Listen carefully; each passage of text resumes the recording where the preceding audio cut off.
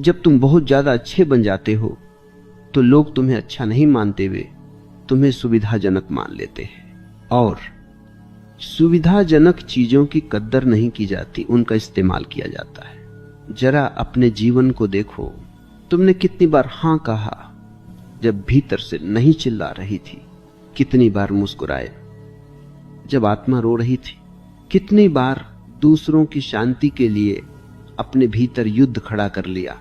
तुम्हें सिखाया गया कि अच्छा इंसान वही है जो सबको खुश रखे, लेकिन किसी ने यह नहीं बताया कि जो सबको खुश रखने की कोशिश करता है वह धीरे धीरे खुद को खो देता है। वह बाहर से मुस्कुराता है, भीतर से चूर चूर होता है। वह सबका बोझ उठाता है, लेकिन जब वह थक कर गिरता है तो कोई उसे उठाने नहीं आता। आज मैं तुम्हें कोई नई बात नहीं सिखाने आया हूं, मैं बस तुम्हें वह दिखाने आया हूं जिसे तुम बहुत समय से देख रहे हो लेकिन स्वीकार नहीं कर पा रहे। अगर तुम सच में सुन पाए तो ये केवल एक वीडियो नहीं रहेगा, ये एक आईना बन जाएगा। और जब तुम इस आईने में खुद को देख लोगे तो शायद पहली बार समझ पाओगे कि सबसे ज्यादा टूटने वाला इंसान वही होता है जो सबको जोड़कर रखने की कोशिश करता है। अगर यह बात तुम्हारे भीतर कहीं चुभ रही है तो वीडियो के अंत तक रुको और अपने अनुभव अपने शब्दों में नीचे लिखना मत भूलना, क्योंकि यह यात्रा अकेले की नहीं है। अब सुनो, सबको खुश करने वाला इंसान धीरे धीरे अपनी असली आवाज खो देता है। वह यह भूल जाता है कि उसे क्या पसंद है क्या नहीं। उसकी पसंद दूसरों की अपेक्षाओं में घुल जाती है। वह पूछता है तुम्हें अच्छा लगेगा ना, लेकिन वह कभी यह नहीं पूछता मुझे कैसा लग रहा है। बचपन से ही तुम्हें प्रशिक्षित किया गया, जब तुम चुप रहे तो तुम्हें शाबाशी मिली, जब तुम झुके तो तुम्हें अच्छा कहा गया, जब तुमने अपनी इच्छा छोड़ी तो तुम्हें संस्कारी कहा गया। धीरे धीरे तुमने यह मान लिया कि प्रेम पाने का रास्ता स्वयं को मिटाने से होकर जाता है, और यहीं से पीड़ा शुरू होती है। क्योंकि जो व्यक्ति खुद को मिटाता है वह भीतर से खाली होता चला जाता है। उसके पास देने को बहुत कुछ होता है, समय, ऊर्जा, सहानुभूति, समझ, लेकिन उससे मिलने को कुछ नहीं होता। वह हर किसी के दुख सुनता है, लेकिन जब उसका दुख बोलने की बारी आती है तो वो चुप रह जाता है, क्योंकि उसे डर है अगर उसने सच बोल दिया तो कहीं लोग नाराज ना हो जाए। ध्यान रखना, ये डर बहुत गहरा है। ये डर कहता है अगर मैं वैसा नहीं रहा जैसा लोग चाहते हैं तो मुझे कोई प्यार नहीं करेगा। इस डर में जीने वाला इंसान धीरे धीरे एक अभिनय बन जाता है। वह नहीं होता जो वह है, वह बन जाता है जो उससे अपेक्षित है। और अभिनय थका देता है, बहुत थका देता है। रात को जब तुम अकेले होते हो, जब कोई देखने वाला नहीं होता, तब एक अजीब सी उदासी घेर लेती है। कारण समझ में नहीं आता, क्योंकि बाहर से तो सब ठीक लगता है, पर भीतर कुछ टूटा हुआ होता है। लोग तुम्हें कहते हैं तुम बहुत अच्छे हो, लेकिन कोई ये नहीं पूछता तुम ठीक हो। याद रखना, जो सबके लिए उपलब्ध होता है वह खुद के लिए अनुपस्थित हो जाता है, और जब कोई इंसान खुद से अनुपस्थित हो जाता है तो दुनिया उसे जितना चाहे इस्तेमाल कर सकती है। मैं सिर्फ इतना कहूंगा, अगर तुमने कभी खुद को खुश करने की कीमत पर किसी और को चुना है तो तुमने एक घाव बनाया है, और हर बार वही घाव गहरा होता गया। लोग उस इंसान को सबसे ज्यादा तोड़ते हैं जो कभी सवाल नहीं करता, क्योंकि सवाल करने वाला डर पैदा करता है और चुप रहने वाला सुविधा बन जाता है। तुमने देखा है, जो इंसान हर बात पर कोई बात नहीं कह देता है, लोग उसी से सबसे ज्यादा उम्मीदें बांध लेते हैं। उससे देर रात फोन करना ठीक लगता है, उससे बिना पूछे मदद मांग लेना सामान्य लगता है। उसकी सीमाएं किसी को दिखती ही नहीं, क्योंकि उसने कभी उन्हें खींची ही नहीं। लोग बुरे नहीं होते, लेकिन वे वहीं तक जाते हैं जहां तक उन्हें जाने दिया जाता है। और जब तुम बार बार अपने भीतर की आवाज दबा देते हो तो दुनिया ये मान लेती है कि तुम्हारे भीतर कुछ बोलने को है ही नहीं। तुम्हारी चुप्पी को लोग तुम्हारी सहमति समझ लेते हैं, तुम्हारा झुकना लोग तुम्हारी ताकत मान लेते हैं, और तुम्हारा सहना उसे वे तुम्हारा स्वभाव कह देते हैं। पर सच ये है, तुम सहनशील नहीं हो, तुम डरे हुए हो।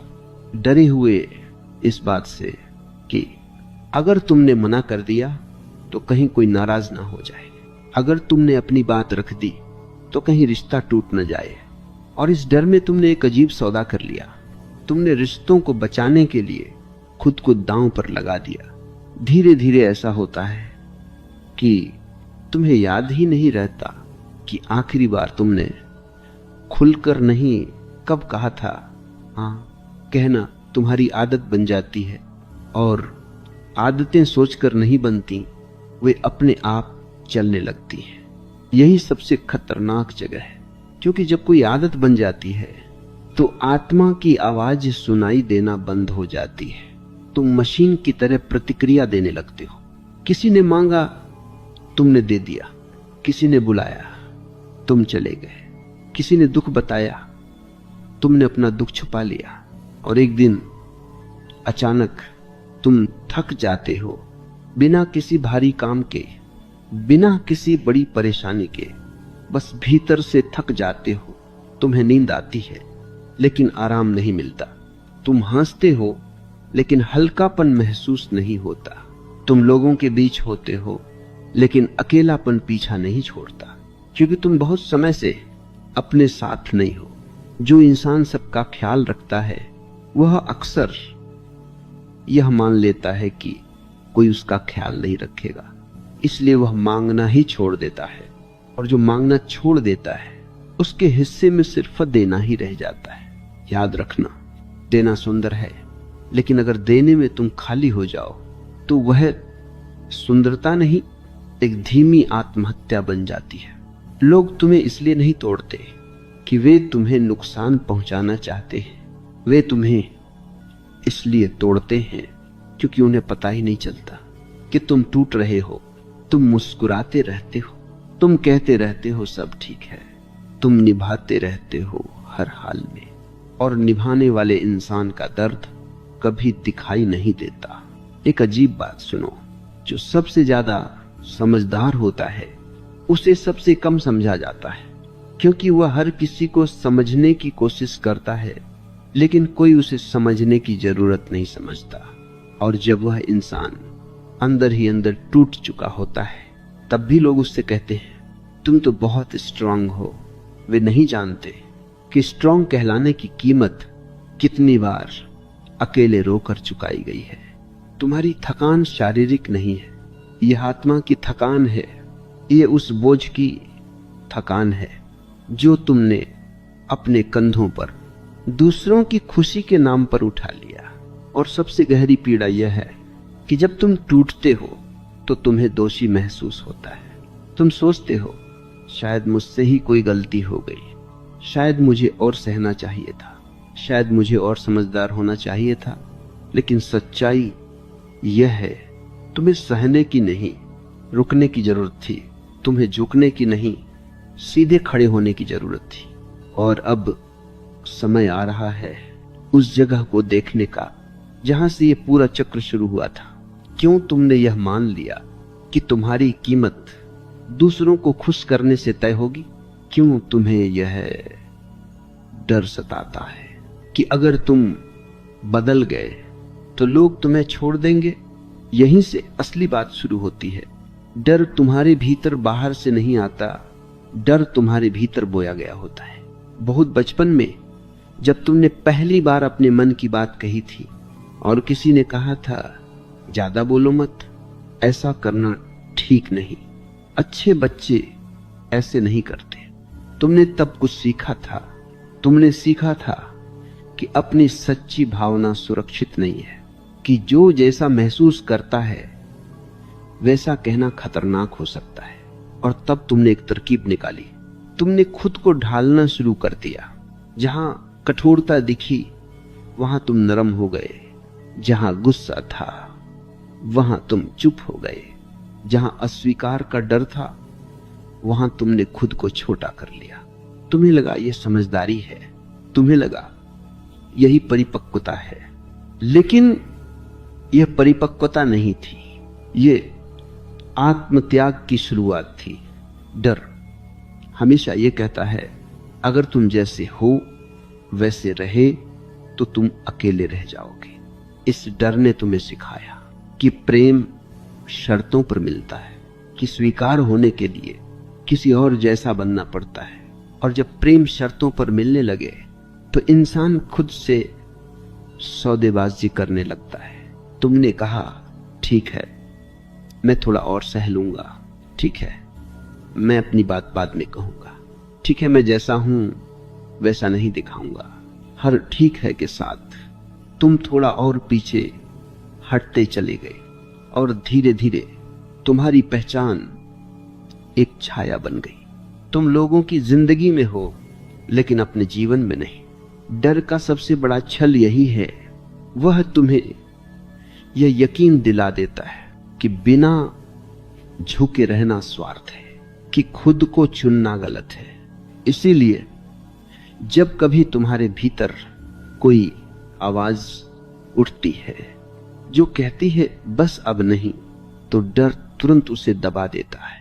डर कहता है लोग क्या कहेंगे, रिश्ते टूट जाएंगे, तुम्हें अकेला छोड़ दिया जाएगा, और तुम उस आवाज को फिर से चुप करा देते हो। लेकिन याद रखना, जो आवाज तुम दबाते हो वह मरती नहीं है, वह भीतर ही भीतर दर्द बन जाती है। वही दर्द बाद में थकान बनता है, वही थकान उदासी बनती है, और वही उदासी एक दिन खालीपन बन जाती है। तुम सोचते हो सब कुछ होते हुए भी कुछ नहीं है, असल में सब कुछ होते हुए भी तुम खुद नहीं हो। डर ने तुम्हें यह भी सिखाया कि दूसरों की जरूरतें तुम्हारी जरूरतों से पहले आती हैं। इसलिए जब कोई तुम्हें पुकारता है तुम दौड़ पड़ते हो, लेकिन जब तुम्हारी आत्मा तुम्हें पुकारती है तो तुम उसे टाल देते हो। यह सबसे गहरी हिंसा है जो तुम खुद के साथ करते हो। तुम किसी और को चोट नहीं पहुंचा रहे, तुम खुद को छोड़ रहे हो।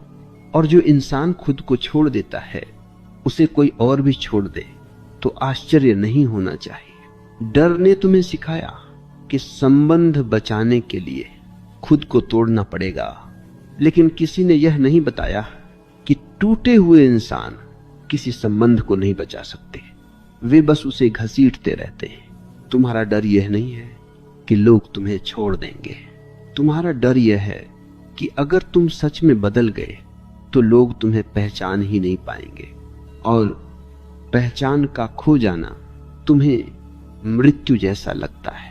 लेकिन सुनो, जो तुम्हें पहचानते ही नहीं, अगर वे तुम्हें छोड़ दें तो वास्तव में वे क्या छोड़ रहे हैं? एक मुखौटा, एक सुविधा, एक आदत। वह तुम तो नहीं थे।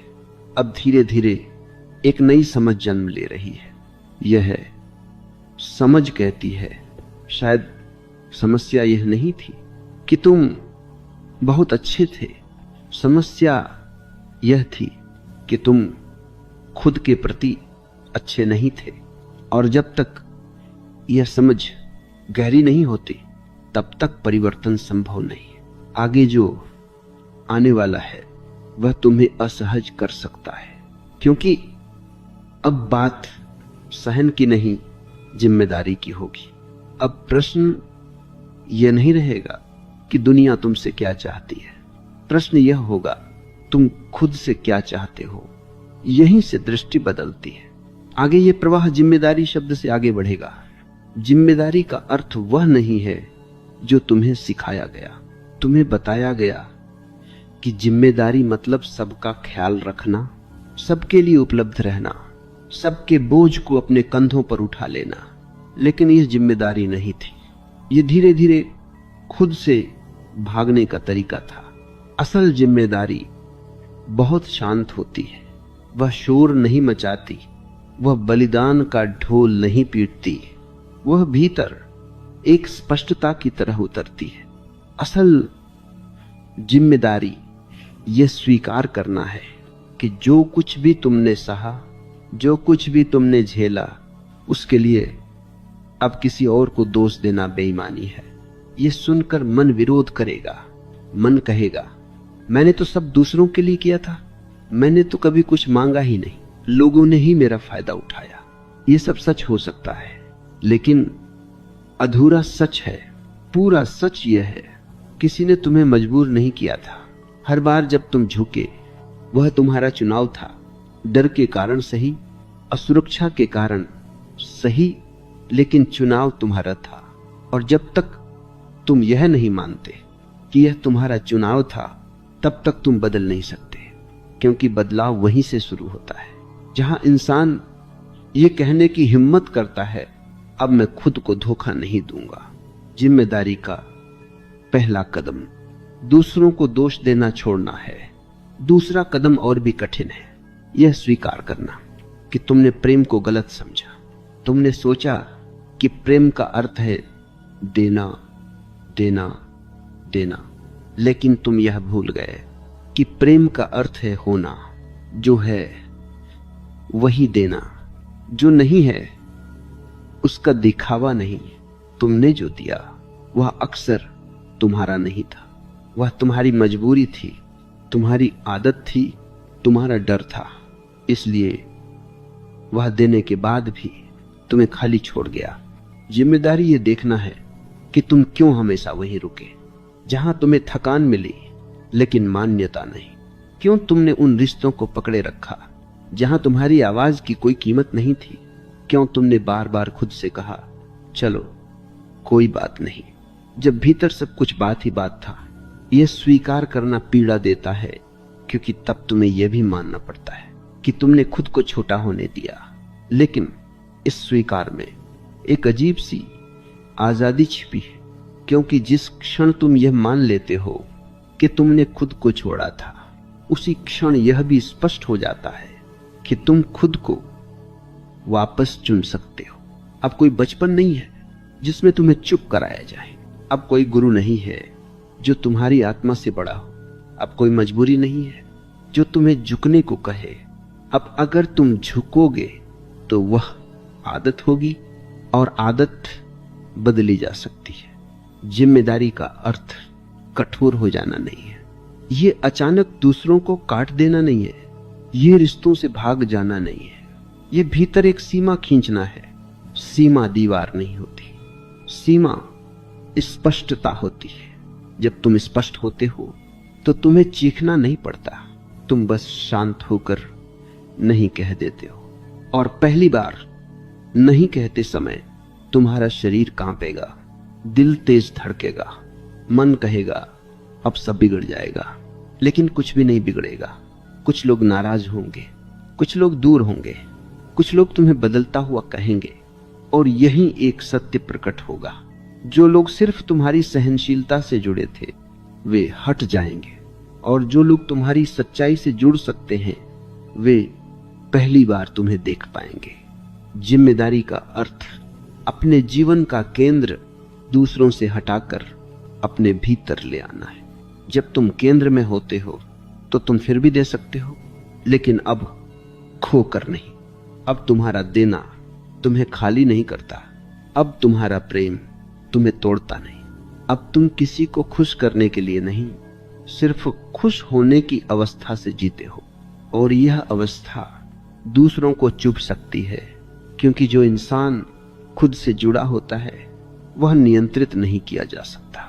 वह झुकता नहीं, वह भागता नहीं, वह खुद को साबित नहीं करता, वह बस होता है।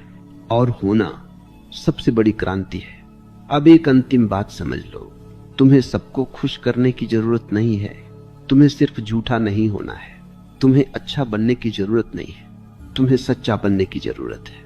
अच्छा बनने वाला टूटता है, सच्चा बनने वाला बदलता है। और बदलाव का यह रास्ता अभी पूरा नहीं हुआ है, क्योंकि जब तुम जिम्मेदारी लेते हो तो अगला प्रश्न अपने आप उठता है, अब जीना कैसे है।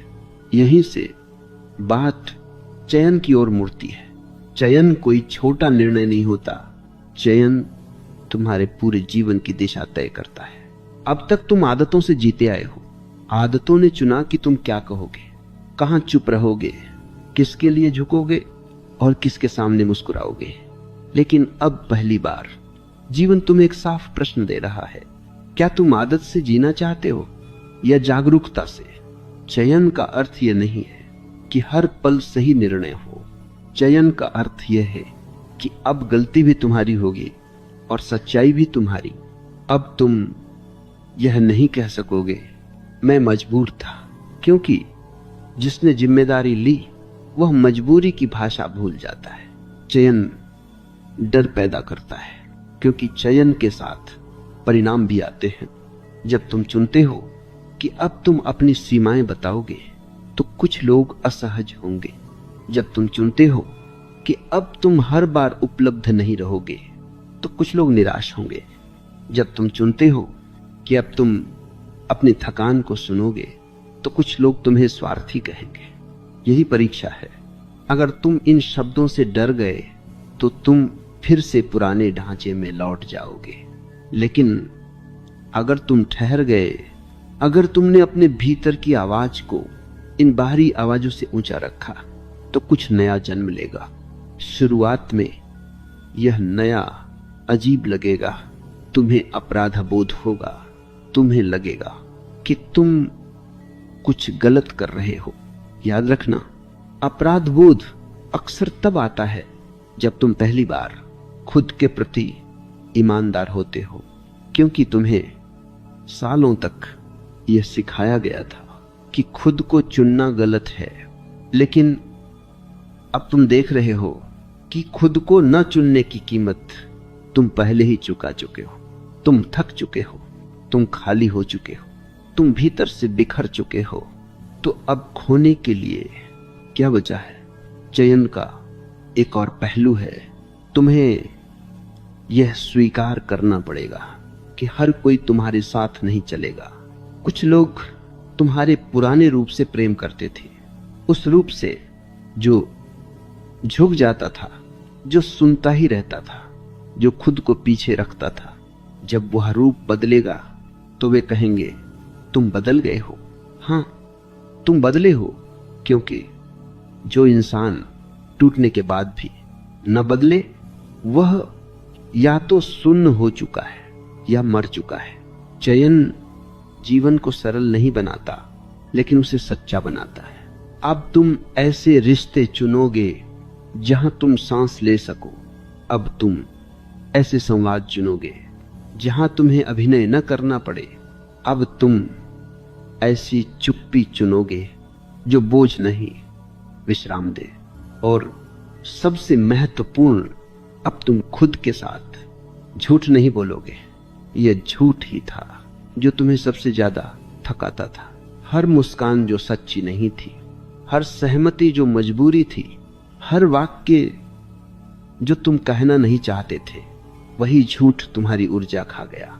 चयन का अर्थ है सच बोलना हर समय नहीं, लेकिन खुद से कभी झूठ न बोलना।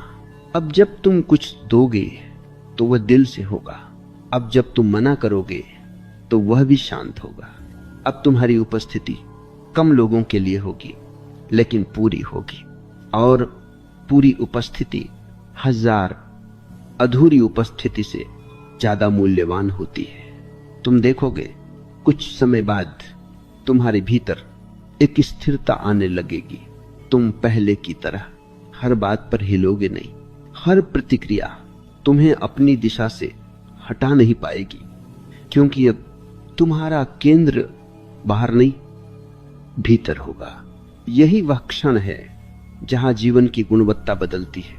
अब तुम जी रहे हो किसी की उम्मीद पर नहीं, बल्कि अपनी सच्चाई पर। और सच्चाई का जीवन शांत होता है, नाटकहीन, सीधा। लेकिन यहां एक अंतिम भ्रम तुम्हें छोड़ना होगा। यह भ्रम कि अगर तुम खुद को चुनोगे तो तुम अकेले पड़ जाओगे। असल में होता यह है, गलत भीड़ छूट जाती है और सही लोग धीरे धीरे पास आते हैं। वे लोग जो तुम्हारी सीमाओं का सम्मान करते हैं, जो तुम्हारी चुप्पी को भी समझते हैं, जो तुम्हारे नहीं को अपमान नहीं मानते। ऐसे लोग कम होते हैं, लेकिन वही पर्याप्त होते हैं। अब तुम देख पाओगे कि खुशी किसी उपलब्धि का नाम नहीं, बल्कि संतुलन का नाम है। जब तुम देना जानते हो और रुकना भी जानते हो, जब तुम जुड़ते हो और अलग होना भी जानते हो। चयन तुम्हें कठोर नहीं बनाता, चयन तुम्हें स्पष्ट बनाता है। और स्पष्ट इंसान दूसरों को चोट पहुंचाए बिना भी अपनी राह पर चल सकता है। अब कहानी अपने अंतिम मोड़ की ओर बढ़ रही है, क्योंकि जब इंसान जिम्मेदारी ले लेता है, चयन करना सीख लेता है, तो अंत में एक प्रश्न बचता है, क्या तुम सच में अपने आप से मिलने के लिए तैयार हो? क्योंकि सबसे कठिन सामना किसी और से नहीं, खुद से होता है। आगे की धारा स्वीकार से आगे बढ़ेगी। स्वीकार कोई विचार नहीं है, स्वीकार एक गहरी घटित होने वाली अवस्था है। यह वह क्षण है जब तुम अपने भीतर भागना बंद कर देते हो, जब तुम यह साबित करने की कोशिश छोड़ देते हो कि तुम कैसे होने चाहिए थे, और पहली बार देख पाते हो कि तुम वास्तव में कैसे हो। स्वीकार का अर्थ यह नहीं कि तुम जो भी हो वही ठीक है। स्वीकार का अर्थ यह है कि अब तुम खुद से लड़ नहीं रहे। अब तुम अपने भीतर यह नहीं कहते, मुझे ऐसा नहीं होना चाहिए, मुझे और मजबूत होना चाहिए था, मुझे तब मना कर देना चाहिए था। ये सारे वाक्य बीते हुए समय से लड़ने की कोशिश है, और बीते हुए समय से कोई कभी जीत नहीं पाया। स्वीकार तब आता है जब तुम ये देख पाते हो कि तुमने जो किया वह उस समय तुम्हारी समझ की सीमा थी। तुम डर से झुके क्योंकि तुम्हें डरना सिखाया गया था। तुम चुप रहे क्योंकि तुम्हें चुप रहने पर स्वीकृति मिली थी। तुमने खुद को छोड़ा क्योंकि तुम्हें यह बताया गया था कि खुद को चुनना गलत है। अब इस सच्चाई को देखना खुद को दोष देना नहीं है, यह खुद को समझना है। और समझ में एक गहरी करुणा छिपी होती है। जब तुम अपने अतीत को करुणा से देखते हो तो पहली बार तुम्हारे भीतर कुछ ढीला पड़ता है। वह गांठ जो वर्षों से कसी हुई थी, वह धीरे धीरे खुलने लगती है। तुम रो सकते हो बिना किसी कारण के, बस इसलिए क्योंकि अब लड़ाई खत्म हो रही है। स्वीकार में आंसू आना कमजोरी नहीं है, ये उस तनाव का बह जाना है जो तुमने सालों तक अपने भीतर रोके रखा था। अब तुम यह नहीं कहते मैं ऐसा क्यों हूं, और इस वाक्य में अद्भुत शांति है। जब तुम खुद को स्वीकार करते हो तो तुम दूसरों से कुछ साबित करना छोड़ देते हो। तुम्हें अब यह जरूरत नहीं रहती कि हर कोई तुम्हें समझे, क्योंकि तुम खुद को समझने लगे हो। और जो इंसान खुद को समझ लेता है वह भीड़ में भी अकेला नहीं होता। स्वीकार तुम्हें एक नई दृष्टि देता है। अब तुम देख पाते हो कि जो लोग तुम्हारे जीवन से दूर हो गए वे असफलता नहीं थे, वे छंटाई थे। वे इसलिए नहीं गए कि तुम पर्याप्त नहीं थे, वे इसलिए गए क्योंकि तुम बदल रहे थे। और हर बदलाव कुछ पुराने ढांचों को टूटने पर मजबूर करता है। अब तुम यह भी देख पाते हो कि तुम्हारा टूटना अंत नहीं था, वह एक चेतावनी थी, एक पुकार थी, एक संकेत था कि अब पुरानी तरह जीना संभव नहीं। सबको खुश करने वाला इंसान इसलिए सबसे ज्यादा टूटता है क्योंकि वह अपने जीवन का केंद्र दूसरों को बना देता है, और जो अपना केंद्र बाहर रखता है वह भीतर खाली हो जाता है। अब तुम यह सीख रहे हो कि केंद्र को वापस भीतर लाना है। यह कोई तकनीक नहीं है, यह कोई नियम नहीं है, यह एक स्मरण है। तुम याद कर रहे हो कि तुम भी उतने ही महत्वपूर्ण हो जितना हर कोई, न ज्यादा न कम। यह बराबरी तुम्हें विनम्र बनाती है, अहंकारी नहीं, क्योंकि अब तुम खुद को ऊंचा नहीं सच्चा मानते हो। स्वीकार का सबसे सुंदर फल यह है कि अब तुम किसी भूमिका में नहीं रहते। तुम अच्छे बनने की भूमिका छोड़ देते हो, तुम मजबूत बनने की भूमिका छोड़ देते हो, तुम समझदार बनने की भूमिका छोड़ देते हो। अब तुम बस ईमानदार होते हो, कभी थके हुए, कभी प्रसन्न, कभी उलझे हुए, कभी शांत। और यह सब ठीक है।